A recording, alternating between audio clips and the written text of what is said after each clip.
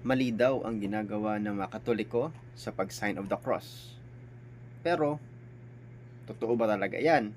O baka may hindi lang tayo naiintindihan?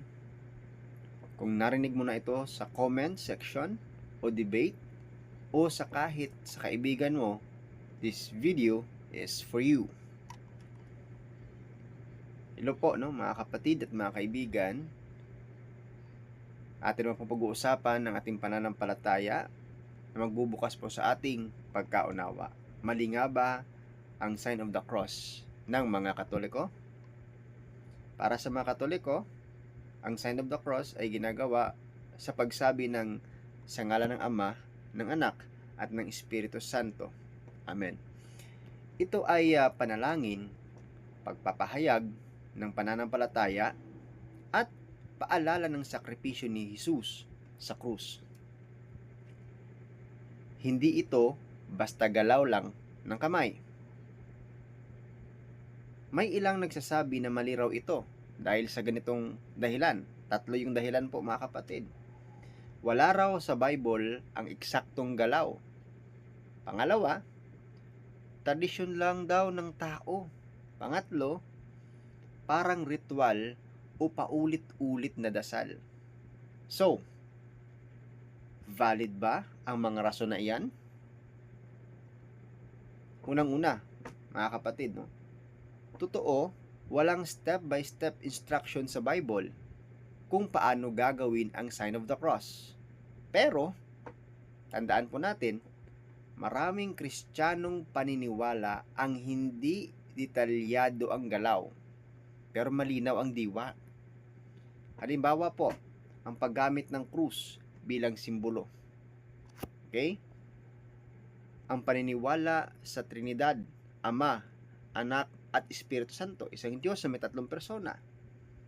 Ang sign of the cross ay pisikal na paraan ng pagpapahayag ng pananampalataya sa Trinidad na malinaw na itinuturo mismo sa Biblia. Mga kapatid, oo, tradisyon po ito ng simbahang Katolika. Pero, hindi lahat ng tradisyon ay mali. Sa katunayan, bago pa naisulat at naipon o na-compile ang Bible, may tradisyon na ang mga unang Kristiyano. Take note po mga kapatid bago pa na-compile yung Bible, may tradisyon na po ang early Christians. Ang tanong kasi, dapat ay hindi na tradisyon ba ito? Kundi dapat ang tanong ay, salungat ba ito sa turo ni Kristo? At ang sagot po ng mga Katoliko patungkol po sa salungat ba ito sa turo ni Kristo ang pag-sign of the cross ay hindi po. Never na na-state po sa katuruan ng Panginoong Jesucristo na salungat ang mag-sign of the cross. No particular verse, even single verse, or kahit halungkatin mo man ang buong Biblia na nagtuturo si Kristo na bawal ang sign of the cross. Never po yan mga kapatid. Kung gagawin mo ang sign of the cross nang walang pag-iisip, pwedeng maging empty ritual yan.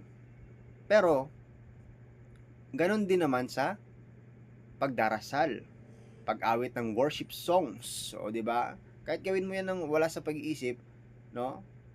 It's like an empty ritual. Kahit pagbabasa ng Bible, empty ritual pa rin kapag wala sa iyong tamang pag-iisip, no? Ngayon, hindi ang kilos ang problema, kundi ang puso. Minsan, hindi talaga mali ang sign of the cross. Okay? Ang totoo, magkakaiba lang ang paraan ng pagsamba ng mga Kristiyano. Hindi naman talaga mali ang sign of the cross kasi hindi naman po yan pinagbabawal. At okay lang yun. Hindi kailangan mag-agree sa lahat. Pero kailangan pa rin may respeto at unawa sa lahat. At pero dapat yung pagkaunawa nasa tama. Okay? Alam mo mga kapatid, kung ikaw po ay naliwanagan po dito sa ating paliwanag, sana po ay i-share nyo po sa inyo pong mga kapatid, sa inyo pong mga kaibigan. At kung ikaw naman, sa nanonood ngayon, ano kaya sa tingin mo? Mali ba para sa iyo ang sign of the cross? I-comment mo dyan sa baba. O isa lang itong paraan ng pananampalataya. Comment mo rin po yan. Comment down below. Respectful discussion lang po tayo dito. Like, share, at subscribe kung gusto mo ng ganito pang usapan. Hanggang sa susunod, sana po mga kapatid ay buksan po natin ating puso at isipan upang matanggap po natin ng tama ang pananampalataya. Again, sign of the cross ay hindi po yan ipinagbawal sa turo ng Panginoong Jesucristo. Never po sinabi ng Panginoong Jesucristo na bawal ang mag-sign of the cross. Never po sinabi ng mga apostoles na bawal ang mag-sign of the cross. Never po sinabi ng mga early Christians na bawal ang mag-sign of the cross.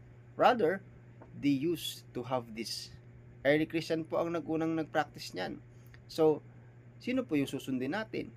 Yung medieval, yung modern, o yung early Christians?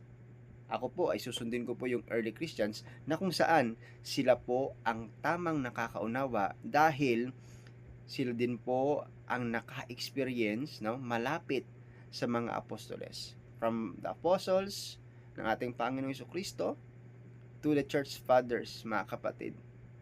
They are the early Christians. God bless po.